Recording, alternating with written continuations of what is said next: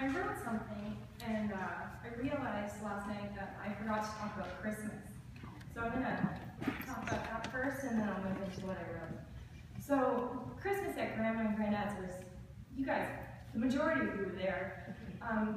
It was all of the Brydens and Auntie Grace and Aunt Dorothy's and Grandma's, as many of us that could get together, and it was always so special.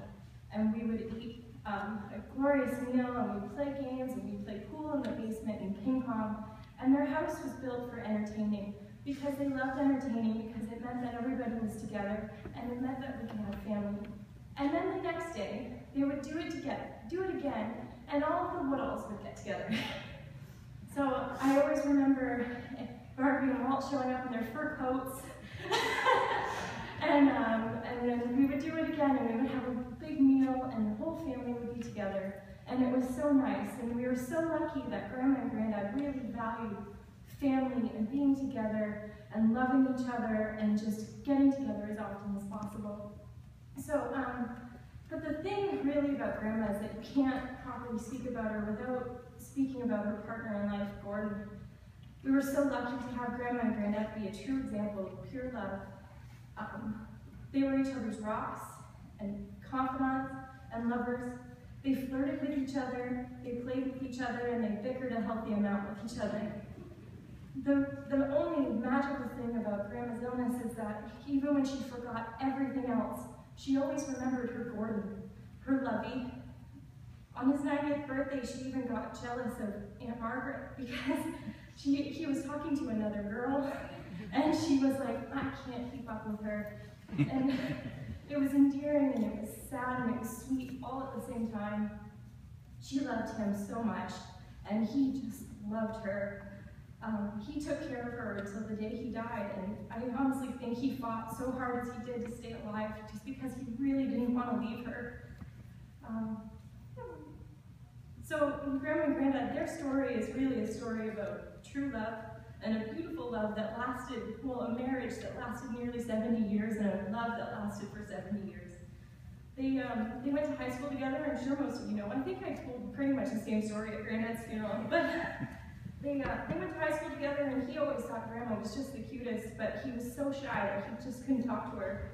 So, as luck would have it, they got on the same train to U of T, and Grandma went up and she talked to him, and she sat beside him, and then they talked the whole way there, and the two of them continued to be beside each other for the rest of their lives. So, they instilled the importance of a good education for all of us, treating your partner with respect and admiration, and they taught us what it was like to truly be a family. And that we may not always get along, but we always, always love each other. I can remember how excited I would be when I'd get to the cottage and Grandma and Granddad would be there. Usually they'd be there with Aunt Ann and Uncle Ken and Michelle and Stephen because we'd overlap for one weekend. And when I get there, I'd run to Grandma and I'd give her a big hug, and then she'd hug me the way she hugged all of us, really firmly with a lot of pats on the bum. And I find to this day, I actually pat the bum aggressively of those I love the most too. So she taught us to knit and how to wave like the queen.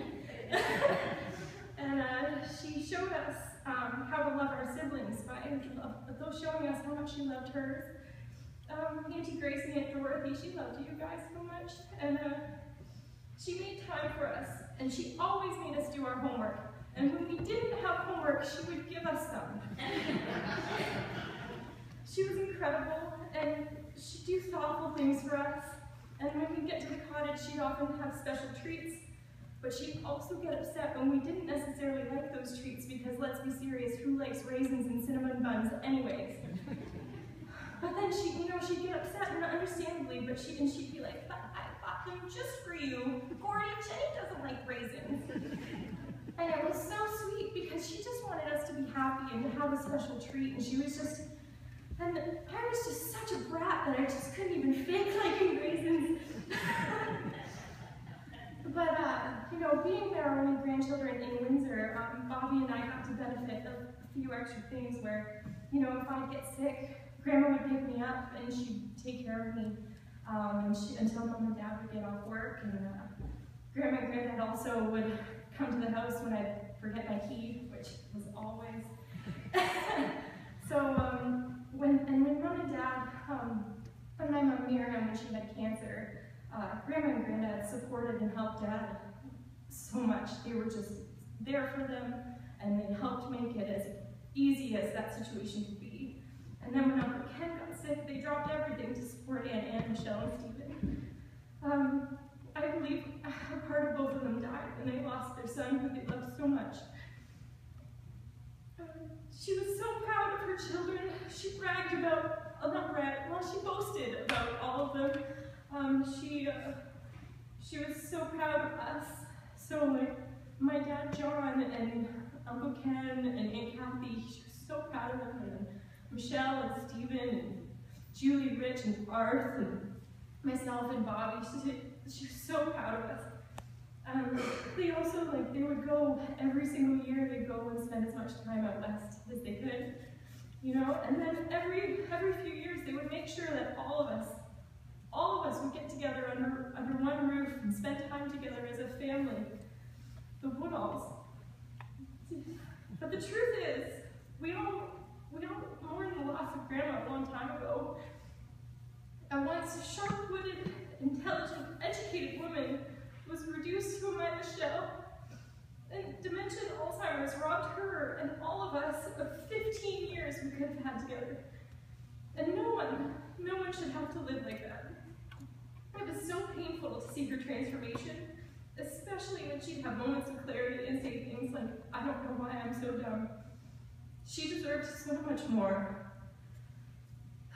And I'm going to do a little bit about Alzheimer's because everybody needs to know dementia. So in 2011, 747,000 Canadians were living with Alzheimer's and other dementias. That's almost 15% of the population over 65. And by 2031, if nothing changes, it's going to be 1.4 million. So we all need to learn from her tragic end, and Aunt Dorothy's and Uncle Frank's, and contribute to research, because no one should have to suffer the way they did. Because one day it could be any of us. It could be our brothers or spouses or parents, and no one should have to suffer the way Grandma did. But I'm going to end it on a positive note. In our own lives, we can learn from the love that Isabel and Gordon shared, and the adventures that they took, and the full life that they had. We can love our partners the way they loved each other. And we can take trips, and we can see the world like they had. And we can love our children and support them through all of their challenges. Isabel and Gordon were a true love story, and now they are together again, taking on a new adventure